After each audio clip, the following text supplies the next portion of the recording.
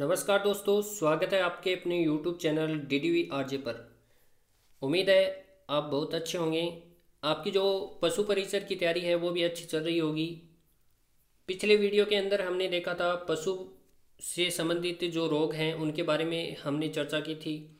आज भी हम पशुपालन से संबंधित और पशु के रोग से संबंधित और पशु से संबंधित अनेक जो क्वेश्चन हैं उनके ऊपर आज हम चर्चा करेंगे।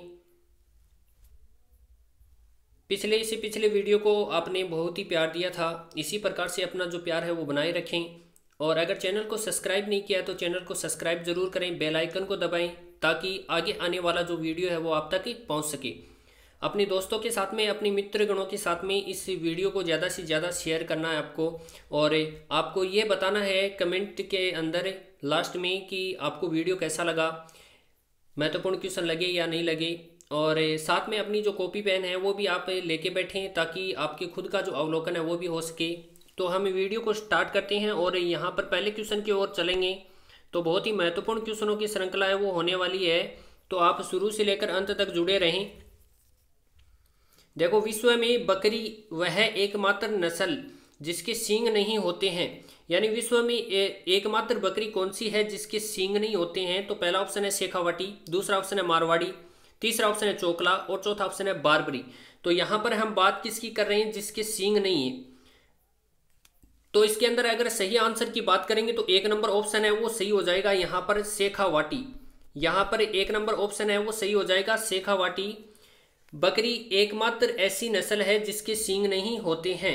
इसके बाद में अगले प्रश्न के ऊपर चर्चा करते हैं। प्रश्न नंबर 2 है, तो जल्दी से जल्दी जुड़ जाएं आप क्लास के अंदर। अल्पाइन व टोगनबर्ग नस्ल किस पशु की है जिसे राज्य में स्विट्जरलैंड से मंगवाया गया है। यानी अल्पाइन व टोगनबर्ग के बारे में आपको यहां पर पूछा जा रहा है। तो पहला ऑप्शन है अश्व, दूसरा ऑप्शन है खच्चर, तीसरा ऑप्शन है भेड़ और चौथा ऑप्शन है बकरा। तो अगर यहां पर हम सही आंसर की बात करना चाहेंगे तो इसका जो करेक्ट आंसर है वो 4 नंबर ऑप्शन हो जाएगा, बकरा। यानी अल्पाइन एवं टोगनबर्ग नस्ल है वो बकरे की है। इसके बाद में अगले प्रश्न के ऊपर चर्चा कर लेते हैं। प्रश्न नंबर 3, बहुत ही महत्वपूर्ण क्वेश्चनों की जो श्रृंखला है वो आज हम आपके लिए लेके आए हैं। राजस्थान में बकरी की उस नस्ल का नाम बताइए जो सर्वाधिक दूध देती है और बहरोड अलवर में पाई जाती है। यानी आपको स्थान का नाम भी दिया है अलवर, जिसके अंदर ये बकरी है वो पाई जाती है और सर्वाधिक क्या देती है, दूध देती है। तो इन ऑप्शनों में से आपको बताना है। पहला ऑप्शन है जमुनापुरी, दूसरा ऑप्शन है बारबरी, तीसरा ऑप्शन है शेखावाटी और चौथा ऑप्शन है जखराना। तो अगर इसके सही आंसर की बात करना चाहेंगे तो इसका जो करेक्ट आंसर है ऑप्शन नंबर 4 हो जाएगा, जखराना। ऑप्शन नंबर 4 है वो करेक्ट हो जाएगा, जखराना बकरी है वो सर्वाधिक दूध देती है जो कि बहरोड अलवर के अंदर पाई जाती है। इसके बाद में अगले प्रश्न के ऊपर चर्चा कर लेते हैं। बहुत ही महत्वपूर्ण क्वेश्चन है। लगभग 75% काले मुंह है, यानी 100% में से लगभग 75% जो मुंह है वो काला, 25% मुंह है वाली बागड़ी, यानी 25% सफेद मुंह है वाली बागड़ी नस्ल की भेड़ राजस्थान के किस जिले में पाई जाती है। यानी कहने का तात्पर्य यह है कि उसका मुंह है वो 75% तो क्या है, काला है और 25% क्या है, सफेद है। ठीक है, तो उस प्रकार की जो भेड़ है वो कहां पर पाई जाती है। तो पहला ऑप्शन है अलवर, दूसरा ऑप्शन है अजमेर, तीसरा ऑप्शन है जयपुर और चौथा ऑप्शन है नागौर। तो अगर इसके सही आंसर की बात करना चाहेंगे तो इसका जो करेक्ट आंसर है वो एक नंबर ऑप्शन हो जाएगा, अलवर। यानी 75% मुंह है काला और 25% जो मुंह है वो सफेद होता है इसी भेड़ का। इसके बाद में अगले प्रश्न के ऊपर चर्चा कर लेते हैं। बहुत ही महत्वपूर्ण क्वेश्चन है, बहुत ही महत्वपूर्ण क्वेश्चन है। अकाल की भीषण परिस्थितियों में उच्च गुणवत्ता और उत्पादकता वाले पशुओं के लिए पर्याप्त मात्रा में पौष्टिक चारा उपलब्ध कराने की जो योजना है वो कौन सी है। यानी अगर मान लो कि अकाल पड़ जाए या अनेक प्रकार की कोई भी जो परिस्थिति आ जाए उसमें उच्च गुणवत्ता का उत्पादन देने वाले जो पशु हैं, जो कि हम बात कर सकते हैं जैसे कि उनसे दूध निकाला जाता है या खाद प्राप्त की जाती है या मांस देने वाले होते हैं, तो पौष्टिक चारा उपलब्ध करवाने की जो योजना है वो इनमें से कौन सी है। 4 ऑप्शन के अंदर देखते हैं। पहला ऑप्शन है राष्ट्रीय गाय और भैंस प्रजनन परियोजना, दूसरा ऑप्शन है यहां पर एडमास योजना। इसके बाद तीसरा ऑप्शन है एनचरीमेंट ऑफ स्ट्रा एंड सॉल्यूशन योजना और चौथा ऑप्शन है अविका कवच योजना। अगर इस क्वेश्चन के सही आंसर की बात करना चाहेंगे तो इसका जो करेक्ट आंसर है वह ऑप्शन नंबर 3 हो जाएगा। ऑप्शन नंबर 3 है वो यहाँ पर करेक्ट हो जाएगा। तो आप ध्यानपूर्वक देखें, क्लास को शुरू से लेकर अंत तक जरूर देखना आपको। इसके बाद अगले प्रश्न के ऊपर चर्चा कर लेते हैं। किस जंतु को भाकर भौमिया यानी पहाड़ियों का स्वामी के नाम से जाना जाता है? जिसको भाकर भौमिया के नाम से भी जाना जाता है, जिसको पहाड़ियों का क्या है, स्वामी भी कहा जाता है, ऐसा जंतु कौन सा है? तो पहला ऑप्शन है बकरी, दूसरा ऑप्शन है गाय, तीसरा ऑप्शन है मुर्गी और चौथा ऑप्शन है सुअर। अगर इसके सही आंसर की बात करना चाहेंगे तो इसका जो करेक्ट आंसर है ऑप्शन नंबर 4 हो जाएगा, सुअर। सुअर है वो भाकर भौमिया या पहाड़ियों का स्वामी कहलाता है। इसके बाद में अगले प्रश्न के ऊपर चर्चा कर लेते हैं। मधुमेह रोगियों के लाभार्थ ऊंटनी के प्रसंस्कृत दुग्ध का विपणन किसके द्वारा किया जाता है? तो पहला ऑप्शन है अमूल डेयरी, दूसरा ऑप्शन है बीकानेर डेयरी, तीसरा ऑप्शन है जयपुर डेयरी और चौथा ऑप्शन है अलवर डेयरी। तो अगर इसके सही आंसर की बात करना चाहेंगे तो इसका जो करेक्ट आंसर है वो ऑप्शन नंबर 2 हो जाएगा, बीकानेर डेयरी। बीकानेर डेयरी के द्वारा क्या किया जाता है? जो ऊंट के प्रसंस्कृत दुग्ध का विपणन किया जाता है। इसके बाद में अगले प्रश्न के ऊपर चर्चा कर लेते हैं। बहुत ही फास्ट है वो, हम आपके लिए क्वेश्चन है ये लेके आए हैं। राजस्थान में सबसे कम दुग्ध उत्पादन किस जिले में होता है? तो राजस्थान के अंदर आपको बताना है कि दुग्ध का जो उत्पादन सबसे कम होता है वो जिला कौन सा है? तो पहला ऑप्शन है जयपुर, दूसरा ऑप्शन है बांसवाड़ा, तीसरा ऑप्शन है सीकर और चौथा ऑप्शन है अलवर। तो इसके सही आंसर की बात करना चाहेंगे तो 2 नंबर ऑप्शन है वो करेक्ट हो जाएगा, बांसवाड़ा। यानी बांसवाड़ा ऐसा जिला है जो क्या करता है, दुग्ध उत्पादन सबसे कम करता है। इसके बाद में अगले प्रश्न के ऊपर चर्चा कर लेते हैं। पशु की आयु निर्धारित करने की सर्वोत्तम और वैज्ञानिक विधि कौन सी है? तो पहला ऑप्शन है खुर देखकर, दूसरा ऑप्शन है दांत देखकर, तीसरा ऑप्शन है पूंछ से मिलाकर और चौथा ऑप्शन है सींगों को देखकर। अगर इसके सही आंसर की बात करना चाहेंगे तो इसका जो करेक्ट आंसर है ऑप्शन नंबर 2 हो जाएगा, दांत देखकर। दांत देखकर क्या किया जाता है? पशु की जो आयु है वो क्या की जाती है, पता की जा सकती है। इसके बाद में अगले क्वेश्चन के ऊपर चर्चा करेंगे। अगला क्वेश्चन है, पशु का वजन किस सूत्र के द्वारा ज्ञात किया जाता है? तो पहला ऑप्शन है शेफर अग्रवाल मलिक के सूत्रों से, दूसरा ऑप्शन है पूंछ से पूंछ विधि से, तीसरा ऑप्शन है दांत देखकर और चौथा ऑप्शन है रेक्टम विधि द्वारा। अगर इस क्वेश्चन के सही आंसर की बात करना चाहेंगे तो इसका जो करेक्ट आंसर है वो 1 नंबर ऑप्शन हो जाएगा, शेफर अग्रवाल मलिक के सूत्रों से क्या किया जाता है, पशु का वजन है वो ज्ञात किया जा सकता है। इसके बाद में अगले प्रश्न के ऊपर चर्चा कर लेते हैं। बहुत ही महत्वपूर्ण क्वेश्चन है। Rajasthan co operative dairy federation द्वारा किन जिलों में नए डेयरी प्लांट की स्थापना की जा रही है?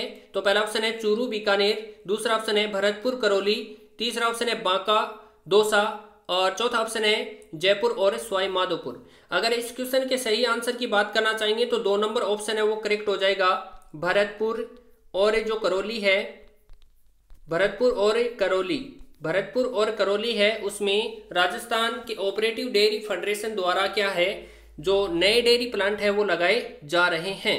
इसके बाद में अगले प्रश्न के ऊपर चर्चा कर लेते हैं। अगले प्रश्न के ऊपर यहाँ चर्चा करेंगे तो कौन से जिले में बाकलिया फार्म पर भैंस पालन योजना आरंभ की गई है? यानी बाकलिया फार्म है वहां पर भैंस पालन योजना है वो आरंभ की गई है। तो पहला ऑप्शन है जालोर, दूसरा ऑप्शन है नागौर, तीसरा ऑप्शन है भरतपुर और चौथा ऑप्शन है बांसवाड़ा।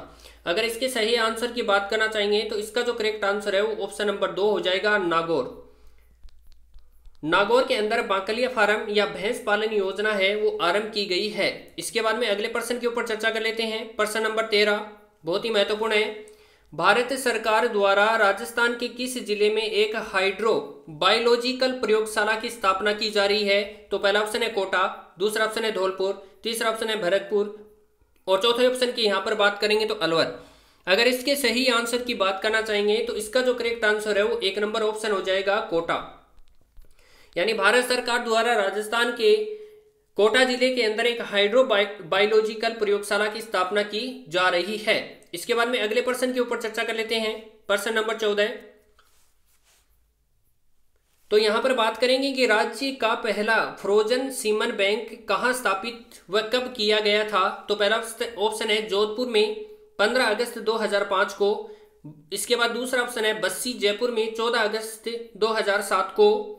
इसके बाद में अगला जो ऑप्शन है कोटा में 20 जनवरी 2008 को। और अगला जो ऑप्शन है वो सूरतगढ़ श्री गंगानगर में 12 जुलाई 2000 यहाँ पर 8 लिखा हुआ है, तो 2008 को। अब तो इसमें देखते हैं कि कौन सा जो आंसर है वो सही है इसके अंदर। तो इसके अंदर हम देखेंगे तो दूसरा जो ऑप्शन है वो करेक्ट है, यानी बस्सी जयपुर में 14 अगस्त 2007 को राज्य का पहला फ्रोजन सीमन बैंक है वो स्थापित किया गया था। इसके बाद में अगले प्रश्न के ऊपर चर्चा कर लेते हैं।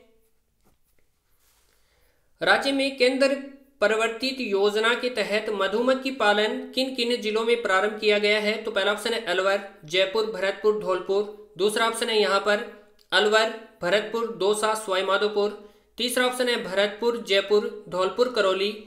और चौथा ऑप्शन यहाँ पर है जयपुर, दौसा, भरतपुर, धौलपुर। तो अगर इस क्वेश्चन के सही आंसर की बात करना चाहेंगे, यानी यहाँ पर मधुमक्खी पालन की बात हो रही है, तो इसके सही आंसर की बात करना चाहेंगे तो इसका जो करेक्ट आंसर है वो ऑप्शन नंबर 2 हो जाएगा, अलवर, भरतपुर, दौसा व सवाई माधोपुर। इसके बाद में अगले प्रश्न के ऊपर चर्चा कर लेते हैं। बहुत ही महत्वपूर्ण क्वेश्चनों की श्रृंखला है वो हम आपके लिए लेके आए हैं। और पशु परिचर का एग्जाम जब तक नहीं होगा तब तक हम क्या करेंगे, आपके लिए लगातार कला संस्कृति और पशुपालन से संबंधित जो महत्वपूर्ण क्वेश्चनों की श्रृंखला है वो लाते रहेंगे। तो आप ज़्यादा से ज़्यादा हमसे जुड़े रहें। इसके बाद अगले प्रश्न की बात करते हैं। विश्व मत्स्य दिवस कब मनाया जाता है। तो पहला ऑप्शन है 11 अक्टूबर, दूसरा ऑप्शन है 24 अप्रैल, तीसरा ऑप्शन है 6 जुलाई और चौथा ऑप्शन है 21 नवंबर। अगर यहाँ पर सही आंसर की बात करेंगे तो ऑप्शन नंबर 4 है वो करेक्ट हो जाएगा, 21 नवंबर। 21 नवंबर है, 21 नवंबर को क्या किया जाता है, विश्व मत्स्य दिवस मनाया जाता है। इसके बाद में अगले प्रश्न के ऊपर चर्चा कर लेते हैं। पाइका है, यानी आपको बताना है कि पाइका क्या है। पाइका क्या है, तो पहला ऑप्शन है ऊंट पालक जाति, दूसरा ऑप्शन है भैंस की नस्ल, तीसरा ऑप्शन है पशुओं में होने वाला रोग और चौथा ऑप्शन है कोई नहीं। तो यहाँ पर अगर सही आंसर की बात करेंगे तो 3 नंबर ऑप्शन है वो यहाँ पर करेक्ट हो जाएगा। पाइका क्या है, पशुओं में होने वाला एक प्रमुख क्या है, रोग है। इसके बाद में अगले प्रश्न के ऊपर चर्चा कर लेते हैं। अगला प्रश्न भी बहुत महत्वपूर्ण है। तो यहां पर बात करेंगे असंगत छांटना है में, असंगत बताना है यहाँ पर। रेम्बुले भेड़ की नस्ल, दूसरा ऑप्शन है जर्सी गाय की नस्ल, तीसरा ऑप्शन है कोरिडेल भैंस की नस्ल और चौथा ऑप्शन है सभी सम्मिलित हैं। तो यहाँ पर हमें असंगत को छांटना है। तो यहाँ पर 3 नंबर ऑप्शन है वो करेक्ट हो जाएगा, यानी असंगत हो जाएगा। कैरिडोल है वो भैंस की नस्ल नहीं है। इसके बाद में अगले प्रश्न के ऊपर चर्चा कर लेते हैं। अगले प्रश्न के ऊपर यहां पर चर्चा करेंगे हम, पशु संगणना की जाती है। तो पहला ऑप्शन है, यानी पशु संगणना है वो किसके द्वारा की जाती है। तो पहला ऑप्शन है एफसीआई द्वारा, दूसरा ऑप्शन है राजस्व मंडल अजमेर द्वारा, तीसरा ऑप्शन है सीएसीपी के द्वारा और चौथा ऑप्शन है कोई नहीं। तो यहाँ पर अगर सही आंसर की बात करना चाहेंगे तो आपके पास में 2 सेकंड का समय है। आप जल्दी से कमेंट बॉक्स के अंदर बताएं कि पशु संगणना है वो किसके द्वारा की जाती है, जल्दी से आप बताएं। तो इसके अंदर अगर हम देखेंगे इसका आंसर, सही आंसर देखेंगे तो इसका जो करेक्ट आंसर है वो ऑप्शन नंबर 2 है वो करेक्ट हो जाएगा। राजस्व मंडल अजमेर के द्वारा क्या की जाती है, पशु संगणना की जाती है। इसके बाद में अगले क्वेश्चन के ऊपर चर्चा कर लेते हैं। देश में 19वीं पशु गणना के अनुसार कुल पशुधन कितना है।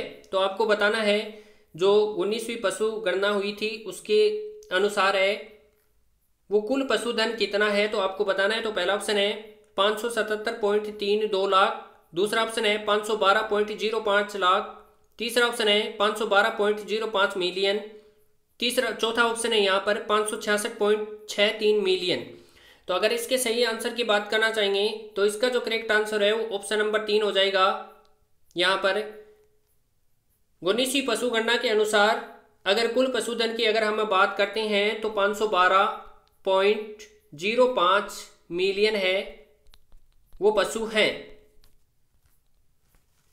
तो अगले वीडियो में फिर मिलते हैं हम। आपको वीडियो कैसा लगा ये ज़रूर बताना है, और नेक्स्ट वीडियो है वो हम कल ही आपके लिए लेके आएंगे। तो ज़्यादा से ज़्यादा आप जुड़ें। अगर चैनल को सब्सक्राइब नहीं किया है तो चैनल को सब्सक्राइब करें, अपने दोस्तों के साथ में इस वीडियो को ज़्यादा से ज़्यादा शेयर करें, और वीडियो को शुरू से लेकर अंत तक तो देखना ही देखना, क्योंकि बहुत ही महत्वपूर्ण क्वेश्चनों की श्रृंखला वो आज हम आपके लिए लेके आए हैं।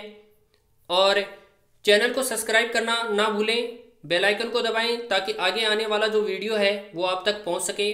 कल हम क्लास संस्कृति का जो वीडियो है वो उसके जो महत्वपूर्ण क्वेश्चन है वो आपके लिए लेके आएंगे। तो आप ज़्यादा से ज़्यादा जुड़ें। वीडियो कैसा लगा ये आपको कमेंट बॉक्स के अंदर ज़रूर बताना है। तब तक के लिए जय हिंद, जय भारत।